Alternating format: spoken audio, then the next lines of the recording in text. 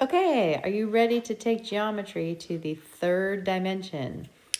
Let's go. I'm going to go through this pretty quickly, and you may want to pause and take notes with the pause video.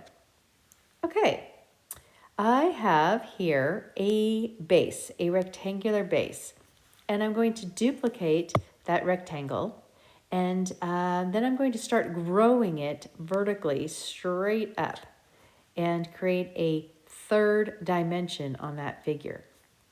That is called a prism. In fact, let's look at a still picture of that. A prism has right angle vertical sides and two bases, and all the side shapes there are rectangle. So let's let you pause and take some notes there. I'm going to emphasize that I have a base shape of a rectangle. So therefore, I call this a rectangular prism. All of the faces are this two-dimensional polygons that form the polyhedron. And I have two bases. Every prism will always have two bases.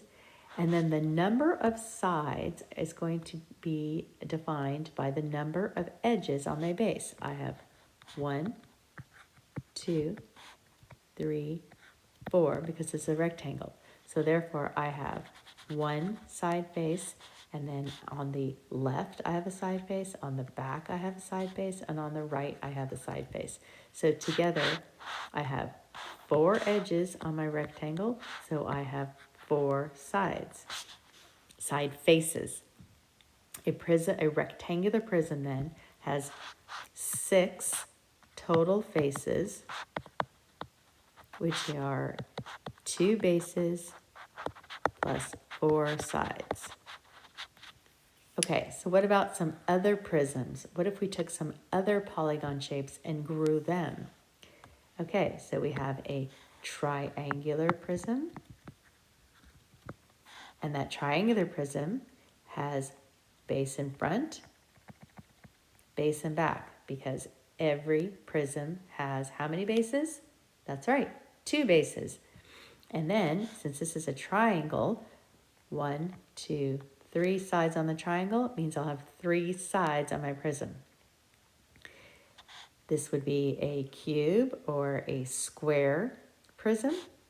This is a pentagon, so a pentagonal prism, hexagonal prism, 1, 2, 3, 4, 5, 6, 7, 8, octagonal prism. And if this is 10 sides, then it's a decagonal, dodecagonal, that's 12.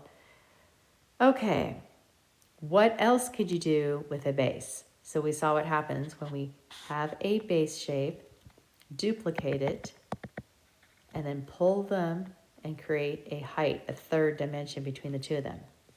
What happens when we take that base and we grow and grow and grow it to a single point? Just like that. Okay, so we're going to take a base shape. In this case, it is a exact same thing, a rectangle, but we're going to pull the sides up. And instead of pulling them up perpendicular with a second base up there, what are we going to do? We're going to pull them towards a center point, and then we're going to call this shape a pyramid.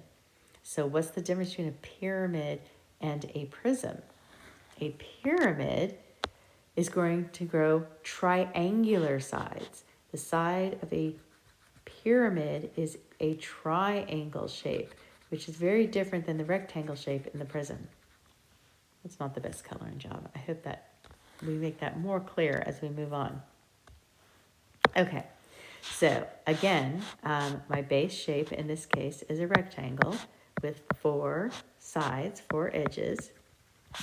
1, 2, 3, 4. That means I have 4 triangular faces. I'll try the highlighter, maybe that'll work better. So there's the left triangular face, and then up here in front is my front triangular face. So you can see I have 4 of those. And let's go back and look here. So I have one base, and I have 4 sides, and the side shape is a triangle because that is what happens when you have a pyramid. So what are some other pyramids that you might come across? Square-based pyramid. That's what we just did, the rectangular. Triangular-based pyramid. 1, 2, 3 sides on my base, 3 triangular sides. Hexagonal-based pyramid. 1, 2, 3, 4, 5, 6 sides on the base, 6 triangular sides that meet at a single point. Okay, last bit of vocab for our polyhedra.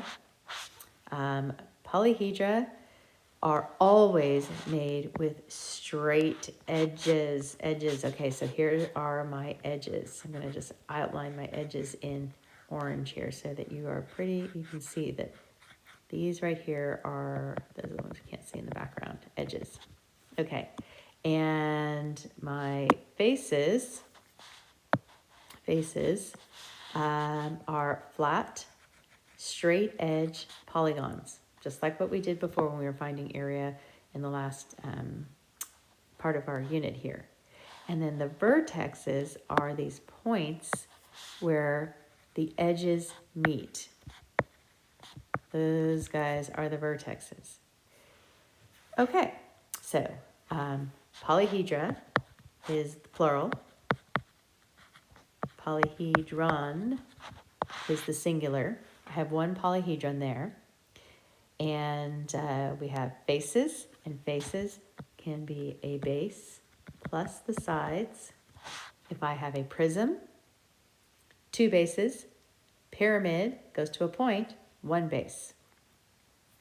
Okay, so you're going to work on some IXL now, identifying polyhedron, and yep, there you go.